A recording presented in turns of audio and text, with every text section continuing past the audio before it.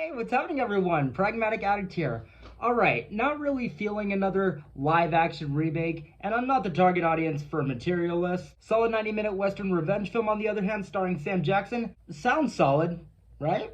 So I'm gonna be honest. While I like me a good Western, a lot of them, especially as of late, have been a bit throwaway, have had zero to next to no marketing. And this film, well, yeah, saw the poster at the theater. Other than that, no buzz, saw no trailer. Also, the director of this film is in fact the director of Murder at Yellowstone City, which came out from a couple years ago, which, yeah. A lot of them, especially as of late, have been a bit throwaway, have had zero to next to no marketing. So this film's plot reads, moments before the execution of Isaac Broadway, he gives his estranged son Henry an impossible task: murder the man who framed him for a crime he didn't commit. Intent on fulfilling his promise, Henry travels to the remote town of Trinity, where an unexpected turn of events traps him in town and leaves him caught between Gabriel Dove, the town's upstanding new sheriff, and a mysterious figure named Saint Christopher. So I'll say, as a revenge Western story, this sounded pretty standard. No offense, but this film's premise was about as original and standout as its poster. So intro scene here, cinematography, acting, writing,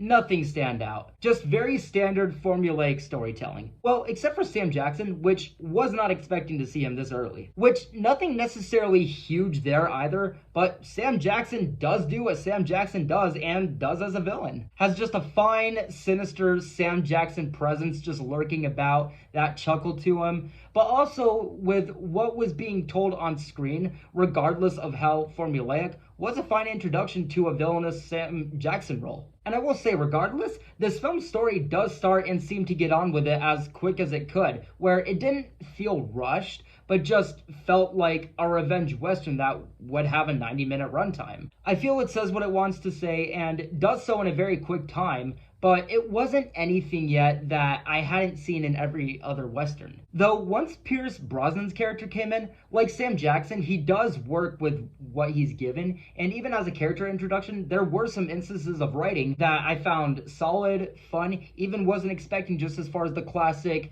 new sheriff in town formula. Though as far as how fast the movie seemed it was going at first, and again having just an easy 90-minute runtime, I did start to find it to be a bit of a slog even very early on, where there's a lot of dialogue. It does slow down a lot as far as exploring this town and its residents, which I didn't have too much issue with that. I'm fine with a slow burn and character development. It's just that I wanted more for an only 90-minute revenge Western. But I will say, the slow exploration of this town and its residents, the writing, acting, tone is fine just as a classic Western feel, but it just doesn't feel like anything exactly new. But still though, toned, written, acted better than what I remember from Murder at Yellowstone City, I'll give it that. And I will say now, it's also how fast random shootouts, deaths just kind of come in and escalate, where the film really feels its flimsiest and silliest. Also, just this main character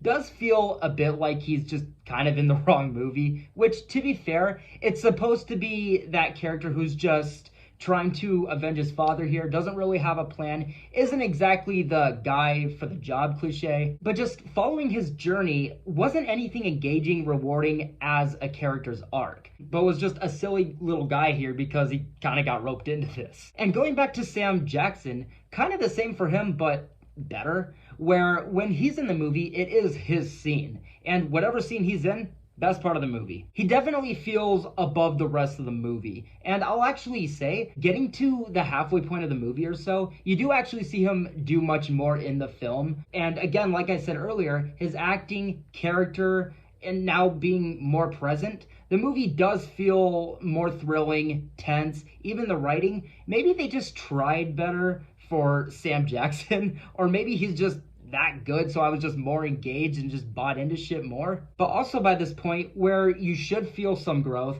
some expansion of some sort, I also found the cinematography landmarks to be much bigger, where regardless of the janky shootout sequences, for example, still being present, those scenes now taking place at much sharper, expansive, beautiful locations and following much more of Sam Jackson at this point, it was at least easier on the eyes and was a bit easier to just shut my brain off. I'd actually go as far as to say that the second half of the movie is much more Sam Jackson's movie, and that amongst everything else, this being where everything's gotten going, much more entertaining half of the movie. And overall, I'm going to give The Unholy Trinity a mixed review. So guys, that does it for my review on the new Western, The Unholy Trinity. Again, zero marketing for this film. Also the weekend of How to Train Your Dragon and Materialists. I don't know how many people are going to see this movie, but these are my thoughts on it, guys. For those that did see it, let me know what you guys' thoughts are in the comments below. But with all that being said, guys, I'm going to wrap it up here. Thank you guys so much for watching. I hope you're all having a great day, and I will see you guys in the next video very soon.